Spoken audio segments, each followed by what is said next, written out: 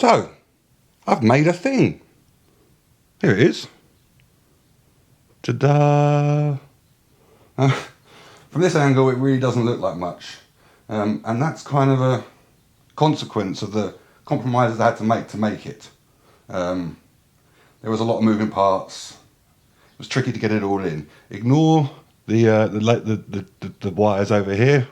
This is another project I'm working on, not finished yet. We're just concentrating on this thing. So, I'm just going to reveal its second purpose, you know. That's what we're here to see. So, let's see it.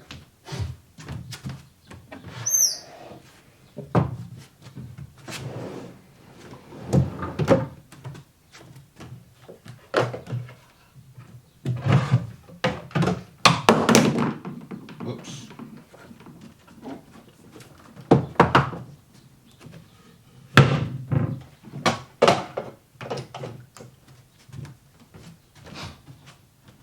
And there you go.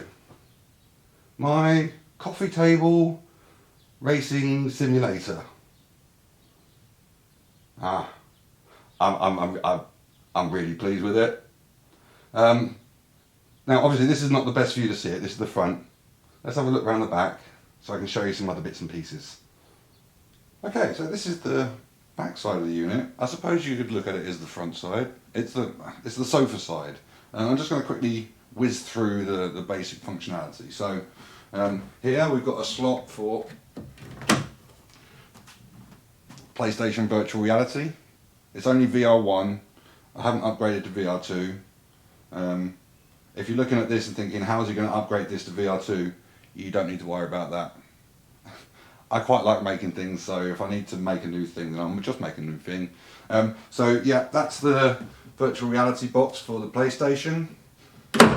We've also got a cabinet here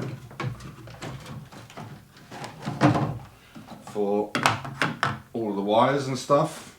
And one of the main problems with the PSVR1 is that the wiring is just a complete nightmare. So when I made this, I wanted to make sure that I got all of the main wires accounted for, and you know, I think I did. I think I did it. So power and all of the wires for the HDMI, they go into the floor. In fact, no, they come down here. They go down here. They go into the floor.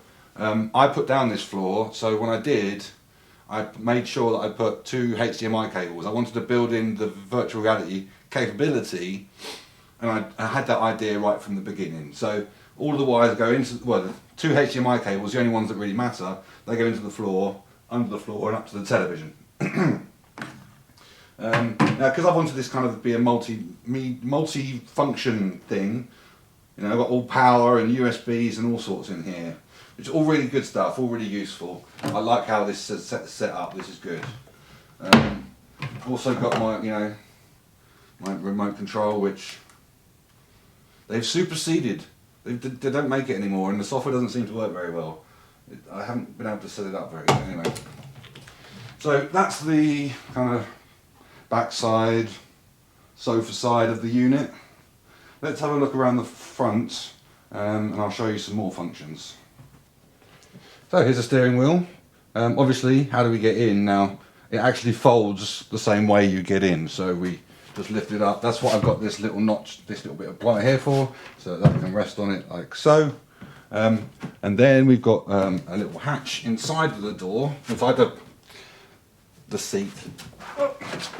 And that's where I kind of keep the goggles, just as a safe place. There was a gap in the bit of furniture, a bit of space I wasn't using, so I figured I'd put something in there, and the goggles fit in there quite nicely. So yeah, that's that. That's those 2 bits. Let's change the camera and show you another little feature, another cool thing that I've built in. So we're at the foot of the chair now. These are just the pedals, and what I was conscious of while I was making it was that you know, I'm 6 foot tall. I'm over 6 foot tall, and you know what works for me might not necessarily work for anybody else. And while I can't really build any kind of flexibility to change things, variability with the steering wheel, that's kind of fixed. I do, you know, where you sit in the steering wheel, I figured, you know, most people would, the steering wheel position in the car is like the same, so I figured that would be okay. The pedals are much different, you know, people will move the seat towards the pedals so that the pedals are in the right place. So I wanted to make sure that, you know, the chair fitted any length of leg. So what I've done is I've got these holes along the side, and then I've got 2 bolt locks so that it can essentially be adjusted to fit any length of leg. You know, that was the ideal situation that I wanted. Ultimately this whole thing slides in and out, so it wasn't actually all that much effort to add in this flexibility and allow it to be usable by other people. I've got this really annoying piece of plywood left over. This is from a mistake. You know, I tend to look at mistakes and think, well, I want to make it obvious so that next time around, so that it bothers me, so it annoys me, gets under my, so that when next time around when I make it, I'm on it. I'm not going to make that mistake again. So this really annoys me. It's in the way. It's not very strong. It has to be really thin because it's got to slide between 2 other things in here. So just a mistake. I messed up. It's all my fault. But anyway, ultimately the functionality, good. That's a good thing. I like it. That's a nice thing to have. So I've had friends come around here, and everyone's been able to use it. It's been able to fit any sort of size of leg. So yeah, that's the last. I think that's the last bit of functionality I wanted to talk about. That's the last kind of trick this thing's got in its book. And there you have it. You know, that's everything. That's the whole kit and caboodle. Let me just fold it away.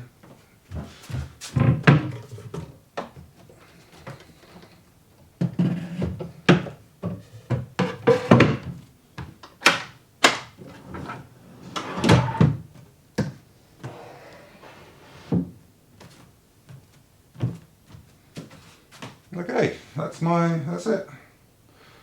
That's all I've got for you today. Just something, a piece of furniture I'm incredibly proud of.